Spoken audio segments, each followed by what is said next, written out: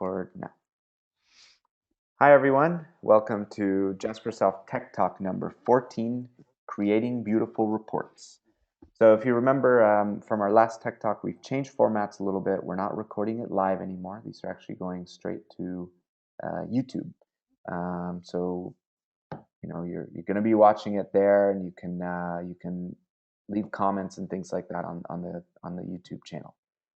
So for today's topic, I've brought in someone from our engineering team in San Francisco, California. So I've got Anna Lee. She is part of the user experience design team. So a lot of the UI of Jaspersoft has been developed and worked on by Anna. So welcome, Anna, and thank you very much for being on the show. And you can carry us away.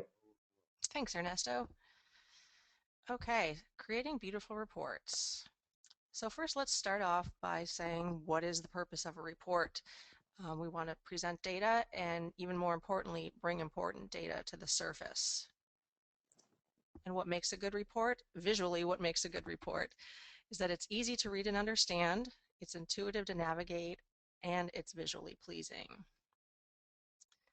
Now, how do we achieve this visually? There's going to be two major areas that I'm going to talk about today. The first is to eliminate or reduce prominence of unimportant elements, and secondly, employ basic design fundamentals.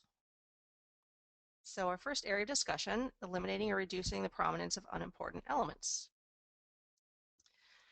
So why do we want to do this? Because they compete for screen space and users' attention.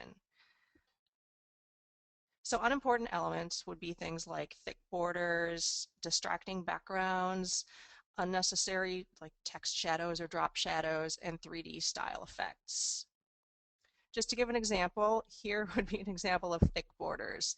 The report is pretty blurry, but I think we get the idea that there's a lot of dark black borders and it really distracts from the data. It's just about as prominent as the data, therefore it's distracting you from actually reading the report. Just the best way to fix this would be to lighten up the borders. They appear to be just solid black. I would make them a medium or lighter shade of gray and make them as thin as possible, maybe a pixel or half a pixel wide, enough that you can discern the borders and differences between columns and rows and cells without it being distracting. I almost have a Another headache from looking at that one for too long. I know, it's pretty bad. It looks like it's Excel too, so Right, right. sometimes we'll do that to you. So another distracting element would be distracting backgrounds. This isn't absolutely terrible. I mean, you can still read the report, but there's really no reason to use these bright colors. They are distracting. They do take my mind a little bit off of reading the report. And I would just at least tone the colors down if you feel the need to use color, or eliminate it, not eliminate it altogether, but say the detail rows, maybe alternate the color or just have borders in between them. And actually the title bar is fine. It's okay to use one bright color just for emphasis, but not a rainbow. So with those two examples, we'll move into employing basic design fundamentals. And there's 4 fundamentals that I'm going to talk about. The first of which is space. The definition of that would be the distance or area between, around, above, below, or within elements. A very common mistake that you'll see in like business documents, reports, is that people just like to fill up every last centimeter of space with information, thinking that more is better. But actually that just makes things harder to read because all you see is stuff and you can't really discern the important from the unimportant. So the benefits of using space well is that it reduces visual clutter as well as improving readability. So here is a shipping report, and I'm going to move through the design fundamentals and apply them to this report and show you the difference that it makes. This is the base report, and it's a little easier to read here than it is in Jasper Report Studio, where I pulled this from but the font size is pretty small. There's not much room between the rows, and it's rather difficult to read. Um, Adding But some it improvement is to that, spring. It I is spring would themed. add. I didn't want to It it is, and it is offend. spring, so so that's very Yeah, happy. so if you want to make Yes, seasonal reports, I suppose. yes, it is. If that's your goal. All right. So what I've done is just add a little bit more space. I've made each row, I've given more space above and below the text. I've also aligned the text in the center of each row. You'll notice that they tended to float towards the top in the before report, and now they're centered a little bit more nicely, and it just creates harmony. Your eye sees everything in the center, and it's much more easy to read. So the second fundamental of design we'll talk about is typography, and that would be the use of type in a design. The parts of typography that we're most concerned about in reports is the choice of font, the size of the font, the weight, and the style. The benefits of good typography use would be that it gives emphasis where it's important, it establishes hierarchy, as well as improves readability. So just to go through the four things that we need to worry about with typography, font would be, the selection of font. I'm sure we've heard of Times New Roman versus Helvetica or Arial. There are two basic families of fonts, serif and sans serif. Serif has like little lines, I guess you could call them, at the ends of the letters. Like on the S, you can see the vertical lines at each end of the S, and at the R, there's like a line at the bottom. And with a sans serif, you don't get any of those little decorations. Um, just as a fundamental with sans serif versus serif fonts are good for long chunks of text like a book, and sans serif is better for titles and short pieces of text, such as a report. Size of the font is pretty obvious: small, medium, large. Weight would be normal and bold, and style would be things such as italic, underline, strike through, that sort of thing. So here's where we left our shipping report. Um, you can see we have a nice italicized title there. Here's how I improved it. The italicized title was not necessary. Italic text is used to create a certain emphasis of text, and that's not the kind of emphasis we want for a title. Bold is a much more appropriate uh, sort of formatting to do to text. So I unitalicized the text and I bolded it.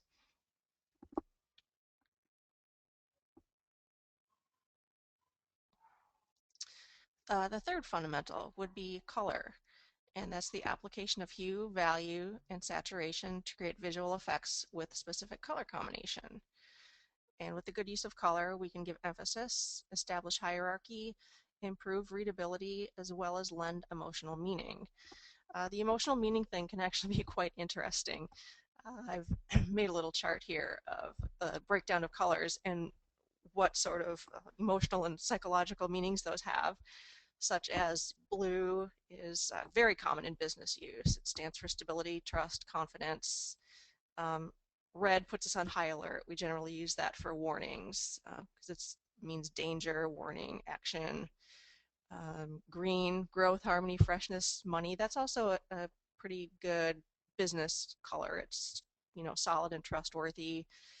Um, Black, authority. It's black, authority, mystery, evil, and elegance. So it's a little bit of a double-edged sword there, but it's very interesting to see what different colors mean and to perhaps use those to your advantage when choosing colors for your report.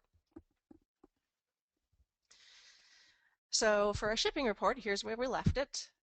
We've chosen blue, which is, solid, trustworthy, good business color. But I would have to say it's a little too springy. Maybe a little bit on the, childish pastel-y side. What I would recommend is just darkening that to make it look a little bit more professional. So what I've done is just darkening up the blues. I also changed the color of the header text. I made it white against the dark blue background. It adds contrast, therefore creating emphasis and making it easier to read. And So also the so for me, color band. Go oh, ahead. well, I suppose so. You have an eye for this stuff, but I'm an engineer, and a lot of the guys out there building reports with the Jaspersoft tools are also engineers, and so we don't have an eye, a natural eye for this stuff. Are there some tools that I can use, or just some other, how can I get to pick these nice colors? And I can definitely see the improvement, but I wouldn't be able to get there on my own. Right, yeah. I have the advantage of a design background, but I realize not everybody has that luxury, nor necessarily the time or interest, but you want to make a good looking report. There are a number of resources online. One of them being Color Scheme Designer. There's also one by Adobe called Color. It's Kulur, I believe.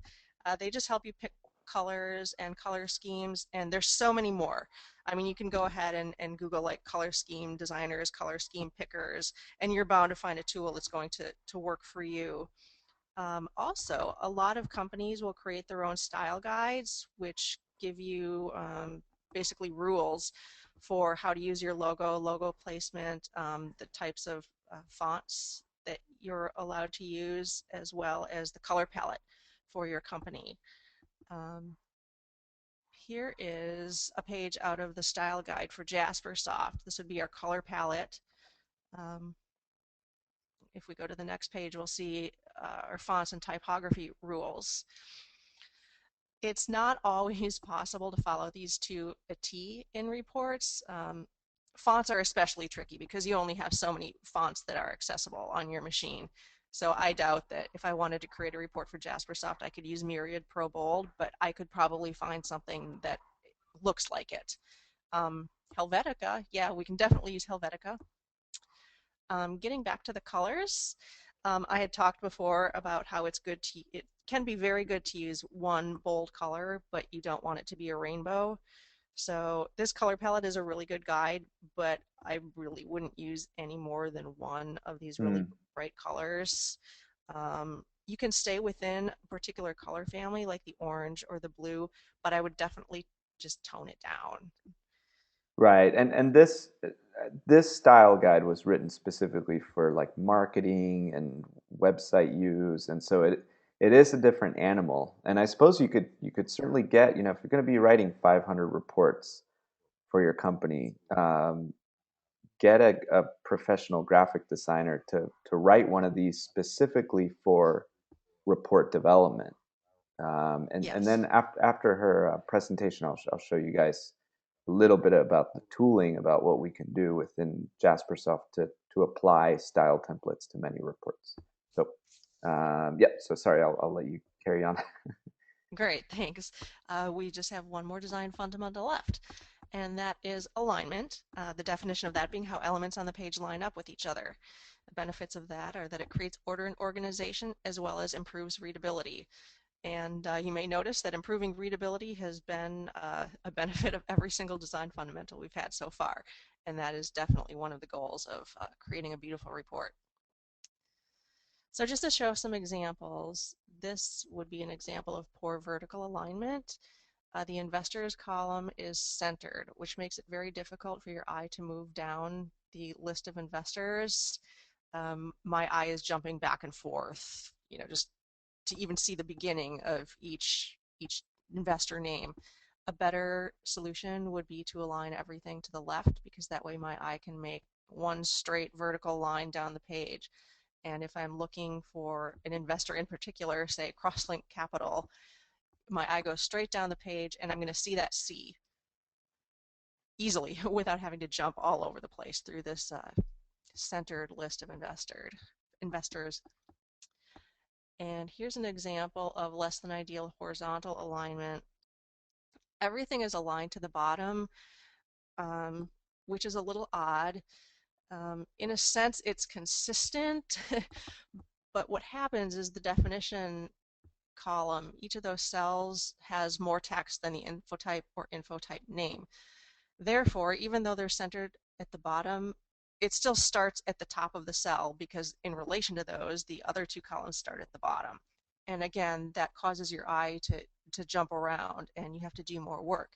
You want to create a visual or a straight vertical line or straight horizontal line for your eye to follow so it's easier to scan across a row. So my recommendation would be to align everything to the top here.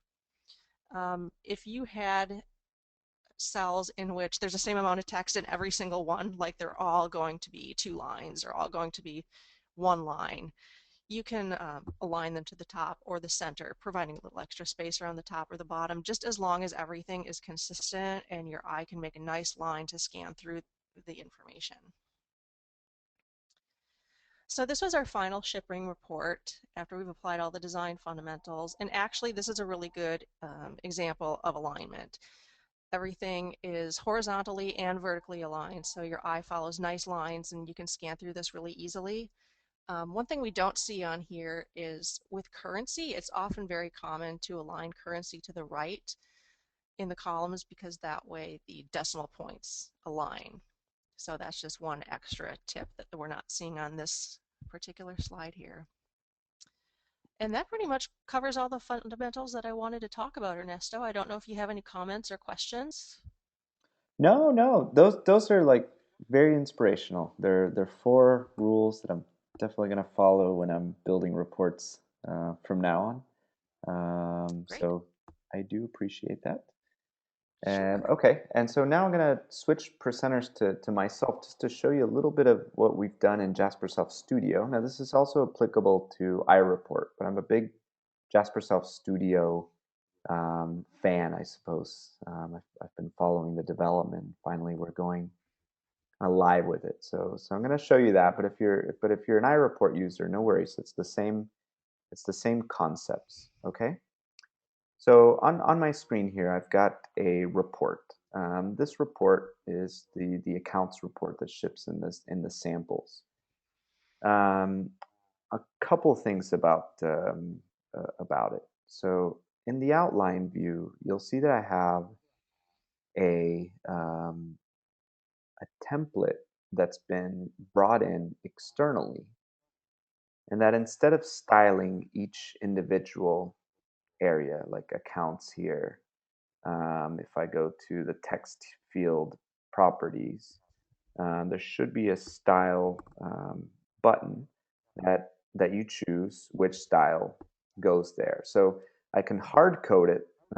In fact, in here I have hard coded it. So you see the alignment is centered, which means that if I hired a graphic designer to say, Ernesto, your 500 reports you built, you should align the style to the left, or the titles to the left, then I have to go to all 500 of them. So it's better to use a style template and to apply it to multiples. So I want to show just a couple other things that we built into Jaspersoft Studio. So let me find an element that requires color. So if I go to appearance, okay, like the background color. In Jaspersoft Studio, we use kind of like the native color pickers. So if I wanted to make the background color this thing that's in the background, maybe you can see that, maybe you can't. I can basically just hit this little button and I can get it directly um, from my desktop background. So it's nice. It's a nice tool. It's a nice little gimme that comes with the Eclipse platform. The other one that we've built is called inheritance.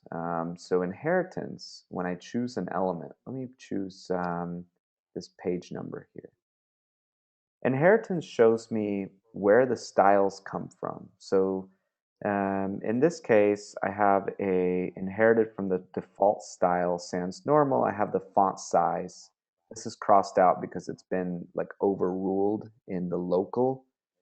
So in iReport, you kind of had to guess where stuff came from in Jaspersoft Studio. This is one of a really good feature. And on top of that, I can actually remove style elements that I don't care about. So like, oh, I don't want to override this. I don't want to override the font name and the element attributes. I can actually remove that right here, and it'll go ahead and update with the default fonts. So that's great.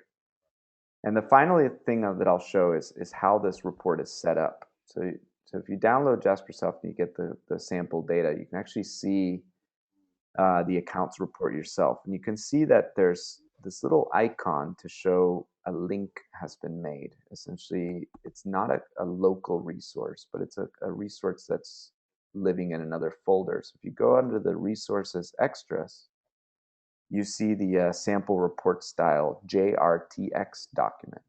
And I can open that right up and show you what it's all about. But a JRTX um, has different style elements. So if I switch over to the outline, you see that there's like a table header style, which has a particular foreground color and background color.